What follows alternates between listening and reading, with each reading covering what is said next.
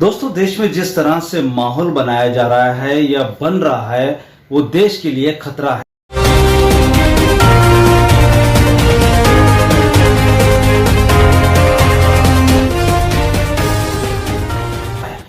हमारे कल्चर के लिए खतरा है, हमारे भारत के लिए खतरा है, बल्कि देश जो गर्त की ओर जा रहा है, उसी तरह से देश में जो माहौल बनाया जा रहा है हिंदू मुस्लिम का माहौल, वो बहुत ही गलत है। आपने सुना होगा कि 1947 से पहले जब अंग्रेजों का राज था, उस वक्त अंग्रेजों की एक पॉलिसी होती थी कि हिंदू मुस्लिम में फूट डालो और राज करो। वही नीति आज कहीं ना कहीं अपनाई जा रही है।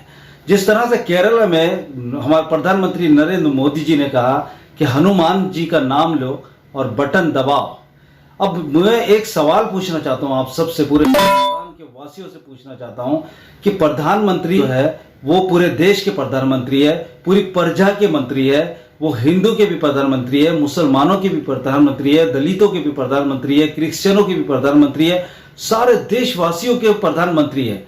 वो नाम से नरेंद्र मोदी जो है वो भले ही वो हिंदू समाज के हो, लेकिन जिस पद पर वो बैठे हैं वो पद सभी समाज के लोगों को एकजुट करके एक साथ लेके चलने के लिए होता है। क्योंकि जब तक मोदी जी पद पर हैं, उनकी प्रजा जो है वो पूरे भारतवासी उनकी प्रजा है। एक राजा जिस तरह से प्रजा को अपनी परिवार की तरह लेके चलना चाहिए, भारतवासियों को अलग अलग बांटने की कोशिश कर रहे हैं, अलग अलग नीतियों से कोशिश कर रहे हैं, हिंदू और मुस्लिम में फूट डालने की कोशिश की जा रही है। क्योंकि प्रधानमंत्री जी खुद नरेंद्र मोदी जी को यह भी समझना चाहिए कि आप एक प्रधानमंत्री है जिसको आपको पूरे भारत के लोगों का नेतृत्व करना है, सबको अपनी प्रजा समझना है और सबको अपने परिवार का हिस्सा समझना चाहिए। क्योंकि कोई भी लड़ाई जो है वो व्यक्तिगत रूप से लड़नी चाहिए, वो शासित यानी राजनीतिक तौर पर नहीं लड़ना चाहिए। क्योंकि प्रधानमंत्री नरेंद्र मोदी जी से किसी की लड़ाई नहीं है, लेकिन उनके जो जिस पद पर वो विराजमान है, प्रधानमंत्री पद पर, क्योंकि लड़ाई हमारी जिस पद पर जो व्यक्ति होता है ना, उस अधिकार के लिए लड़ाई लड़ना चाहिए, ना कि जात पात और धर्म पे। मोदी जी ने यह भी कहा था कि इंसान को अपने लिबास से, अपने पहरावे से पहचाना जाता है। तो मैं एक सवाल ये पूछना चाहता हूं कि मोदी जी, जो हिंदू है, जो मुस्लिम है, जो सिख है, ईसाई है, क्रिश्चियन है, क्या वो आपकी प्रजा नहीं है? क्या आप उनके राजा नहीं है? क्या आप उनके बादशाह नहीं है?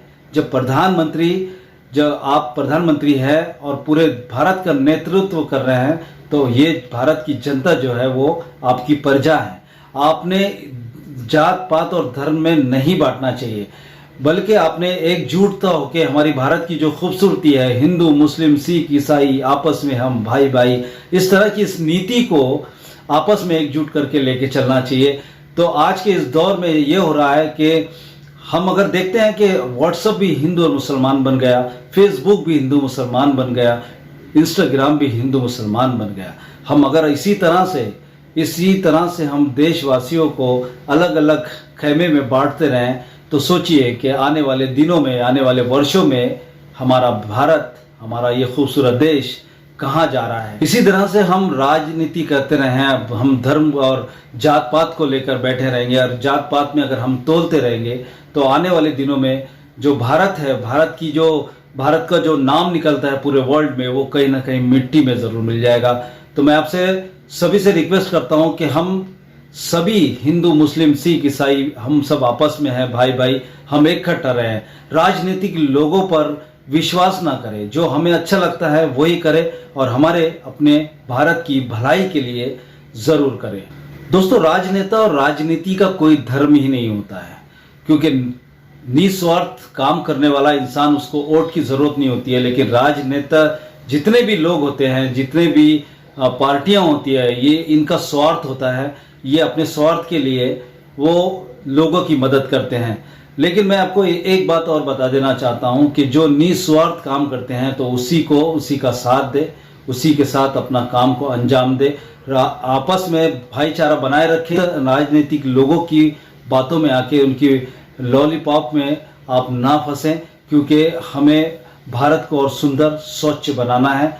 शिक्षा की तरफ ध्यान दें। पिछली बार जो मुद्दे उठाए गए थे, राम जन्मभूमि, बाबरी मस्जिद को, मैं समझता हूं कि अगर राम जन्मभूमि और बाबरी मस्जिद की जगह अगर वहाँ हॉस्पिटल बना दिया होता, या हम जो रात दिन जो हिंदू मुस्लिम मंदिर मस्जिदों के लिए लड़ाई करते हैं, अगर उन्हीं मंदिर और मस्जिदों की जगह हॉस्पिटल और स्कूल अगर खोल दें तो भारत में कोई बीमार नहीं होगा, और स्कूल खोलने से कोई अशिक्षित नहीं होगा, पूरी शिक्षा हासिल करेंगे और हमारे भारत का नाम रोशन करेंगे।